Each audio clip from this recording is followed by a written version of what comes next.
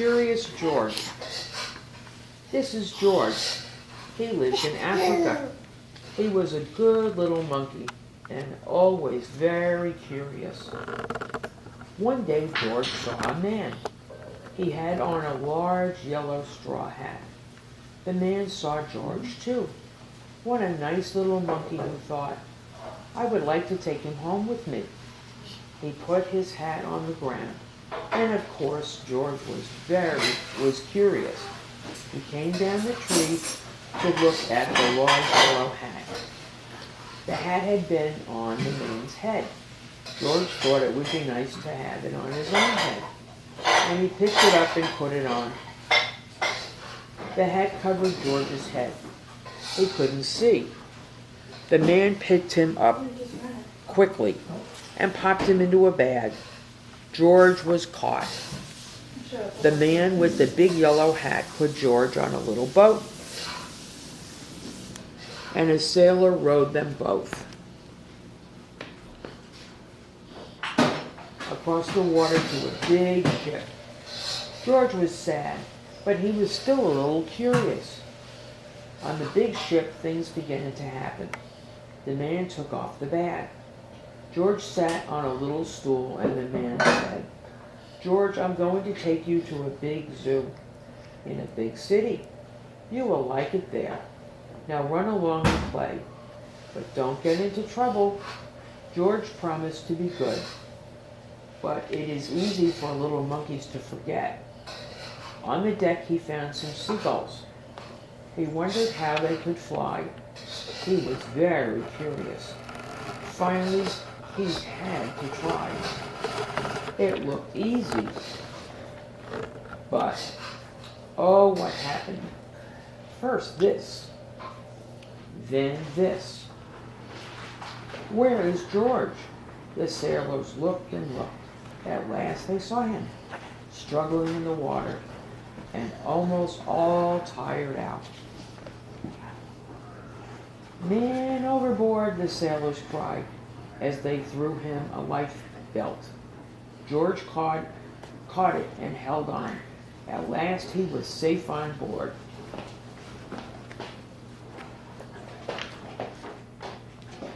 After that, George was more careful to be a good monkey until at last the long trip was over. George said goodbye to the kind sailors, and he and the man with the yellow hat walked off the ship, onto the shore, and onto the city to the man's house. After a good meal and a good pipe, George felt very tired. He crawled into bed and fell asleep at once. The next morning, the man telephoned the zoo. George watched him. He was fascinated.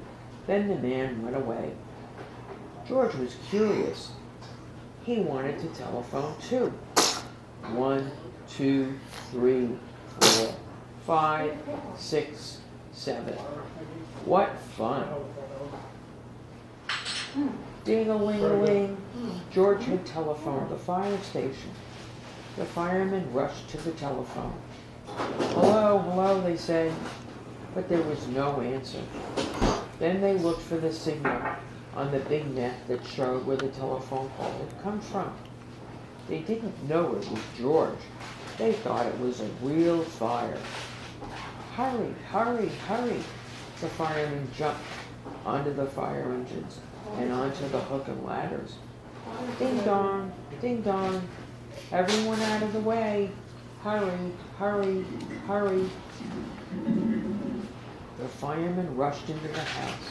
They opened the door. No fire. Only a naughty little monkey.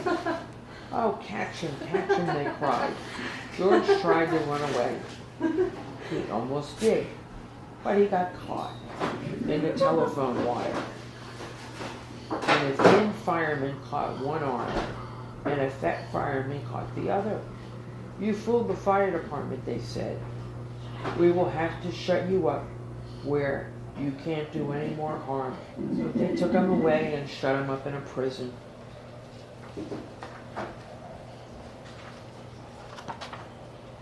George wanted to get out. He climbed up to the window to try the bars. Just then the watchman came in. He got on the wooden bed to catch George. He was too big and heavy. The bed ripped up. The watchman fell over, and quick as lightning, George ran out through the open door. He hurried through the building and out onto the roof, and then he was lucky to be a monkey.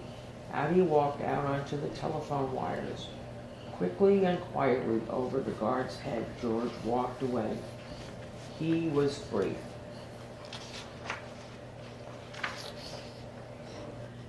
Down in the street, outside the prison wall, stood a balloon man. A little girl bought a balloon for her brother. George watched. He was curious again.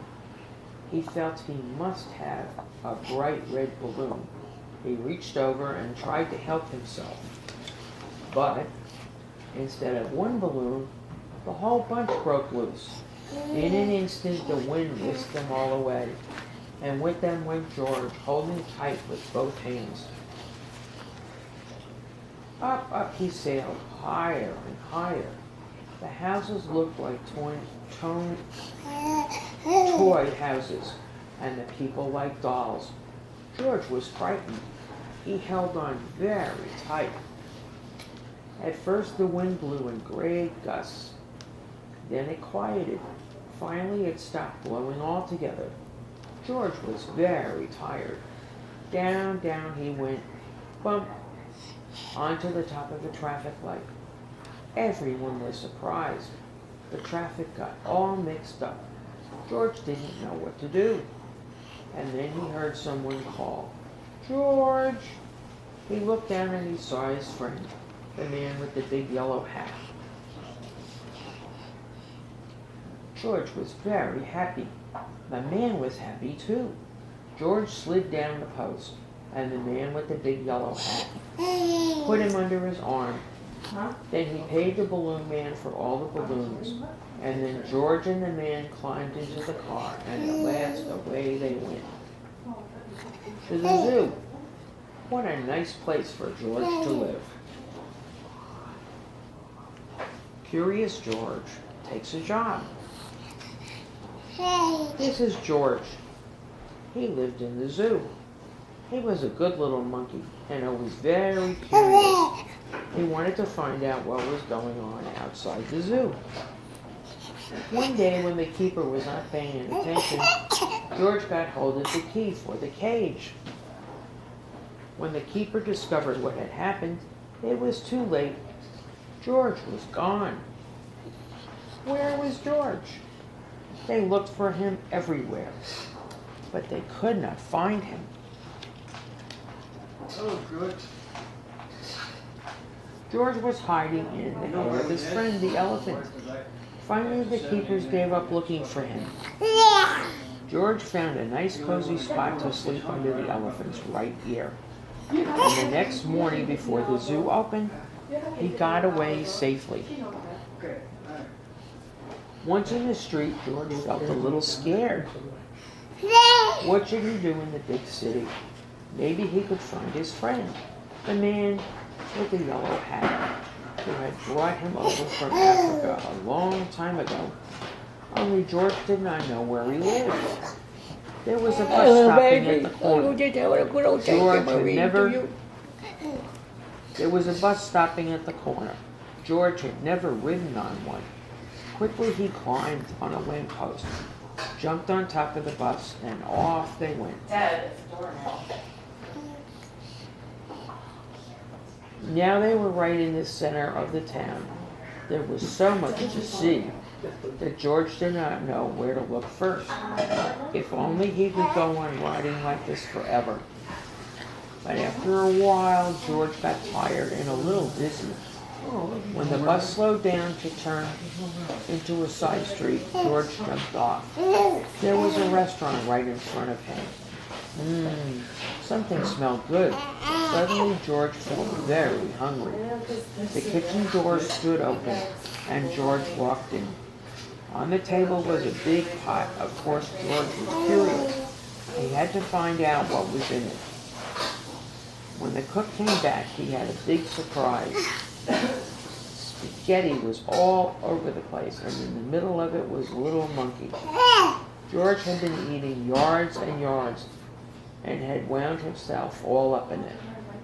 The cook was a kind man and did not scold much, but George had to clean up the kitchen and then do all the dishes. My, what a lot of them there were. The cook was watching George. "You are lucky to have 4 hands," he said. "You can do things twice as quickly. I have a friend who could use a handy little fellow like you to wash windows. If you would like to, I will take you over to him." So they went down into the subway and took an uptown train to the cook's friend, who was an elevator man in a skyscraper. "Sure, I can use you," the elevator man said to George. "I will give you what you need for the job. You can start right away. But remember, you are here for washing windows. Never mind what people inside the house are doing. Don't be curious or you'll get into trouble." George promised to be good, but little monkeys sometimes forget. George was ready to start. My, how many windows there were! But George got ahead quickly, since he worked with all 4 hands. He jumped from window to window just as he had once jumped from tree to tree in the African jungle. For a while, George stuck to his work and did not pay any attention to the people inside. Of course he was curious, but he remembered his promise. In one room, a little boy was crying because he did not want to eat his spinach. George did not even look, but went right on with his work. In another room, a man was taking a nap and snoring. George was sorry it was not his friend, the man with the yellow hat. He listened to the funny noise for a while. Then he went on working. But what was going on in here? George stopped working and pressed his nose against the window. 2 painters were working inside. George was fascinated. Painting looked like a lot more fun than washing windows. The painters were getting ready to go out for lunch. The minute they left, George climbed inside. What a wonderful paints and brushes they had. George could not resist. An hour later, the painters came back. They opened the door and stood there with their mouths wide open.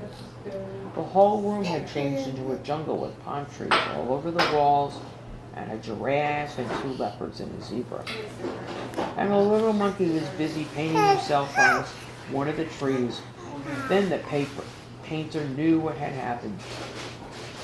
Luckily, George was close to a door. He ran out as fast as he could, and after he ran, the 2 painters, then the elevator man, and then the woman who lived in the place. "Oh, my lovely room," cried the woman. "Don't let him get away." George headed for the fire escape. George reached the end of the fire escape. The others had not caught up with him yet. Here was his chance. They could not jump, but George could easily jump down the escape. In a moment he would be safe. Poor little George, he had forgotten that the pavement was hard as stone, not like the soft grass of the jungle. Too bad. The fall broke his leg and an ambulance came to take George to the hospital. "He got what he deserved," said the woman, "making my apartment into a jungle indeed.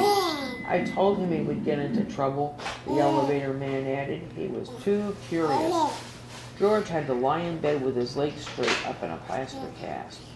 He was very unhappy, and it all started out so nicely. If only he had not been so curious, he could have had a lot of fun. Now it was too late. But the next morning, George's friend, the man with the big yellow hat, was buying his newspaper. Suddenly he got very excited. "This is George," he shouted when he saw the picture on the front page. Quickly he read the whole story and then ran to the telephone booth to ring the hospital. "I'm George's friend," he said to the nurse who answered the telephone. "Please take good care of him so he will get better quickly. I want to take him to a movie studio and make a picture about his life in the jungle. Don't let him stay. Don't let him get into any more mischief until I can take him away." Finally, the day came when George could walk again. "Your friend is going to take you away this morning," said the nurse. "Just wait here for him and don't touch anything." As soon as George was alone, he looked around at all the strange hospital things. "I wonder what's in that big blue bottle," he thought. George was very curious. It smelled funny. Suddenly his head began to turn. Then he felt as if he were flying. Then rings and stars danced before his eyes. Then everything went dark. And this is how the man with the yellow hat found George when he came to call for him. They picked him up and shook him, but they could not wake him up. He was so fast asleep that finally they had to put him under the shower. How surprised he was when he woke up.